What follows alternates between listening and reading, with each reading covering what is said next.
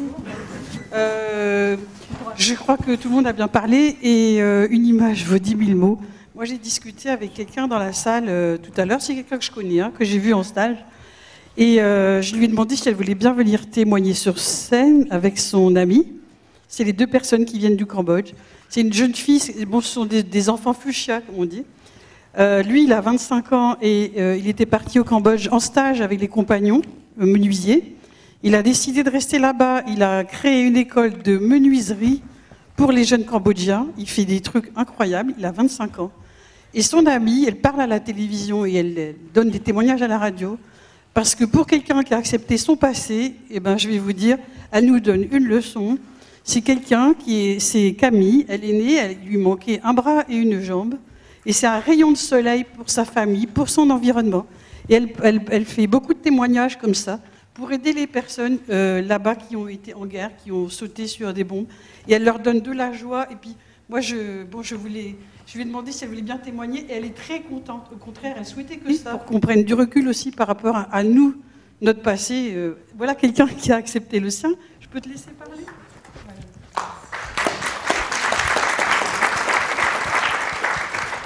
Bonjour tout le monde. Alors, pour me présenter, premièrement, je m'appelle Camille Chai. Je viens du Québec aussi, de Montréal. Et je suis née d'une mère québécoise et d'un père franco-cambodgien. Franco-cambodgien. Donc, maintenant, j'habite au Cambodge depuis presque 2 ans. Et c'est là que j'ai rencontré mon copain Ludovic. Mais pour vous raconter toute mon histoire, en fait... quand je suis née, on ne savait pas que j'allais arriver sans mon bras gauche et ma jambe gauche. Quand on a fait les rayons X, on va dire, dans le ventre de ma mère, on n'avait que vu le côté droit, comme par hasard. Mais je pense que rien n'arrive par hasard, donc il y avait une raison à ce que j'arrive comme ça. Et ma mère me racontait que quand elle était enceinte de moi, elle a fait un rêve. Et elle était à la toilette, et dans l'eau, elle voyait le reflet de la lune qui lui a souri. Donc, je pense qu'il y a une raison d'être. Depuis que je suis née, j'ai jamais vu mon handicap comme un handicap. Je préfère dire que je suis amputée, parce qu'en fait, au Canada, je fais partie d'une association qui s'appelle l'Association des amputés de guerre. Donc, ça vient de la Première Guerre mondiale, des anciens combattants qui sont restés en vie, mais qui ont perdu un membre au cours de la guerre. Ils ont pensé à toutes ces personnes qui, comme moi, naissent sans leur membre, ou alors qui perdent leur membre à cause d'une maladie ou d'un accident. Donc moi, depuis que je suis toute petite, je fais partie de l'association et j'ai permis de m'exprimer devant des gens à travers la radio, la télévision. J'ai fait aussi des interventions dans des écoles primaires, parce que souvent des jeunes qui naissent ou qui ont des accidents très jeunes, à l'école, ils sont surtout ils sont mis de côté ou jugés très rapidement, et c'est souvent difficile pour des jeunes enfants de vivre leur handicap. Donc moi, je me dis que je suis venue ici, que je suis sur Terre aujourd'hui parce que j'ai quelque chose à faire, c'est sûr. Je pense que c'est encourager les autres, puisque moi aussi j'ai été encouragée. Je pense que le fait que on peut bien prendre une situation comme la mienne, ça vient au début des parents. Comme on disait, c'est 9 mois avant qu'on vienne au monde, pendant qu'on est dans le ventre de notre mère et tout, on reçoit des énergies. Je pense que j'ai reçu des bonnes énergies. Et quand on est petit, on n'a pas grand-chose à en faire. Donc c'est vraiment mes parents qui m'ont encouragée. Mais après est venu un âge où c'était à moi de prendre mes propres responsabilités. Et c'est moi qui ai décidé de continuer à rester sur cette belle énergie et cette envie de vivre, cette joie de vivre. Donc, moi, en fait, ma philosophie de vie, ça a toujours été, je me suis toujours dit, si tu veux, tu peux. Tout le monde connaît cette phrase, et c'est vrai que si on l'applique, ça fonctionne très très bien.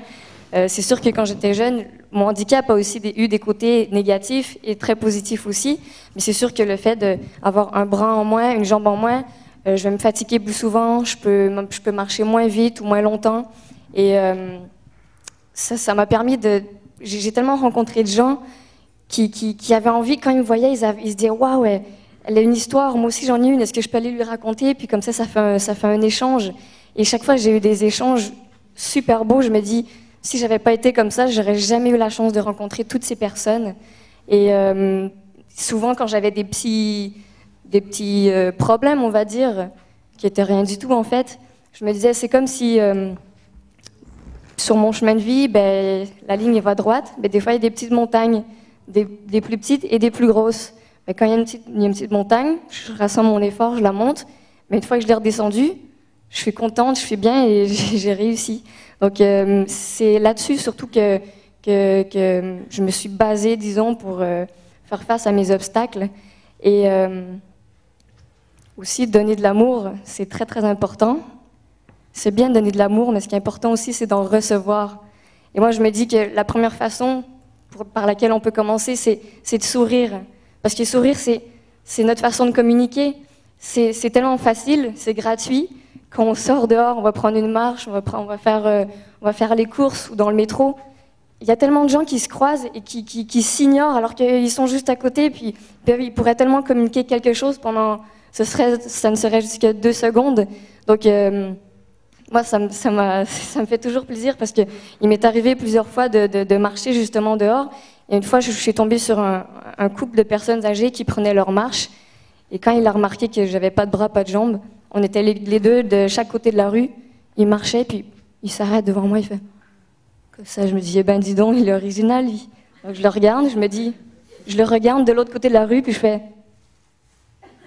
Et oui, et alors, je suis quand même en vie et je continue de faire ma marche. Et il y en a d'autres qui sont beaucoup plus spontanés et ça, j'adore ces réactions parce que moi, je suis née comme ça, ben, ça me fait plaisir de raconter mon histoire. J'aurais pu décider de m'apitoyer sur mon sort, mais pour faire quoi? Je veux dire, on a juste une vie, alors autant la vivre le mieux possible.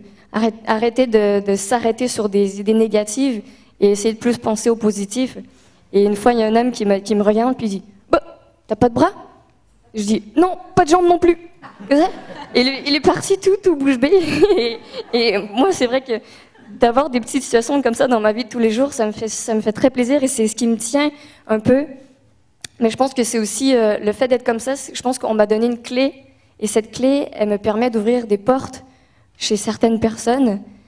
Et tout le monde, on le sait, tout le monde en a nos petits problèmes, nos petits défauts.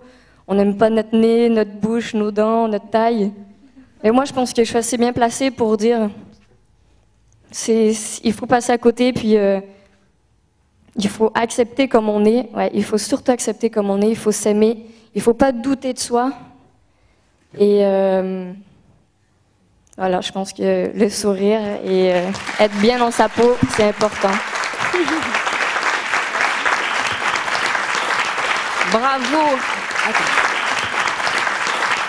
Bravo! Ben, je pense que là, on a un exemple absolument superbe des enfants nouveaux.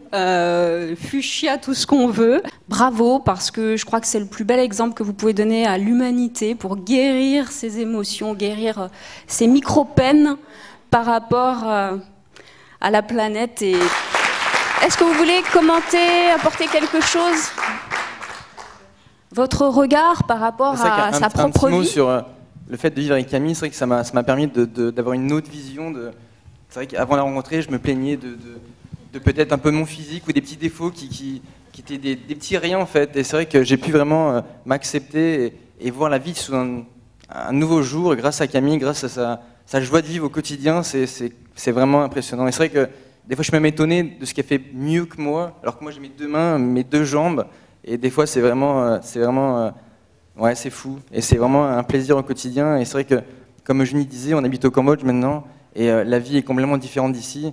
On est venu pour 2 semaines en France. Et c'est vrai que c'est un réel choc pour nous. C'est perturbant, en fait. Vraiment perturbant de revenir après 2 ans là-bas.